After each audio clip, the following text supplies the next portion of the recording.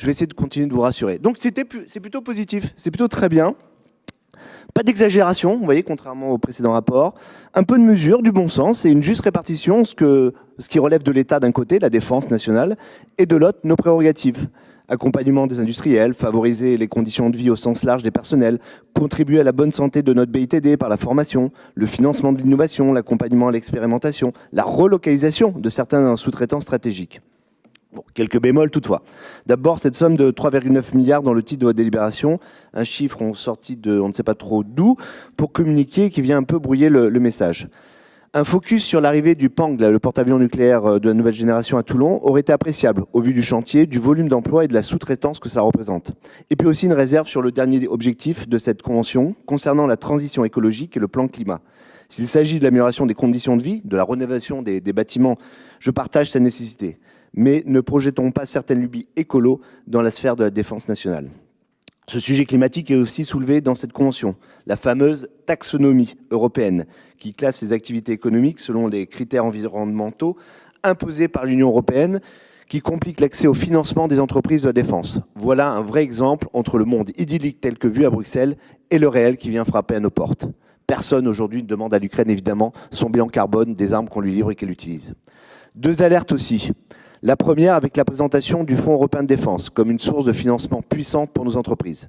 Attention à ne pas placer trop d'espoir dans ces coopérations qui finissent souvent par la même chose. Au final, nos fameux partenaires achètent ailleurs et le projet part au placard. Attention donc quand on engage des sous-traitants régionaux sur des études ou des programmes politiquement compliqués. Deuxième alerte concerne, nous sommes bien d'accord, il faut être capable d'accompagner notre BITD de toutes les manières pour répondre à la perspective d'une guerre de haute intensité. Mais il faut bien comprendre que ça implique des contraintes lourdes pour les industriels. Par exemple, celle portant sur la constitution de stocks stratégiques pose des questions en matière de faisabilité, de coûts, de stockage. Cela aura donc des impacts sur nos sous-traitants régionaux. Avant de conclure, j'aimerais aussi amener deux propositions à même de concourir à l'enrichissement de notre débat. Vous évoquez très justement le rôle important entre le lien armée-nation ou nation-armée, de l'attractivité des métiers de la défense et du recrutement. À titre d'exemple, sur ce domaine, je citerai l'organisation chaque année des journées portes ouvertes de l'UISC7 à Brignoles, qui sont remarquables en tout point. On gagnerait à soutenir plus fortement cette unité dans la réalisation de ces JPO et même à s'inspirer de ce modèle pour l'instauration d'un grand événement défense en région.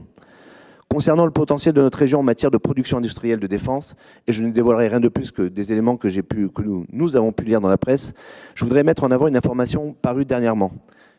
Turgis et Gaillard, une ETI française, a récemment présenté son prototype de drone mâle au Salon du Bourget, nommé Aroc. Il pourrait être produit en grande partie à Cuers. Cette implantation pourrait être un cas d'école de ce que la région peut faire pour accompagner une ETI du secteur de la défense. Formation, recrutement, accompagnement au logement. Aujourd'hui, une offre d'emploi sur 10 est refusée car la personne ne trouve pas de quoi se loger. Aide financière pour le développement et l'innovation. Pour conclure, vous voyez, j'étais fidèle à ma parole d'introduction. Je vais vous faire deux propositions. Seul, on va plus vite. Ensemble, on va plus loin. C'est une de vos phrases fétiches. Sachez, Monsieur le Président, que les élus régionaux de notre groupe, et par ailleurs députés et membres de la Commission Défense, sont aussi là et vous proposent aujourd'hui de prendre leur part dans votre démarche pour peu que vous l'acceptiez. Et si vous le souhaitez, nous sommes prêts à participer à votre cellule défense. Merci.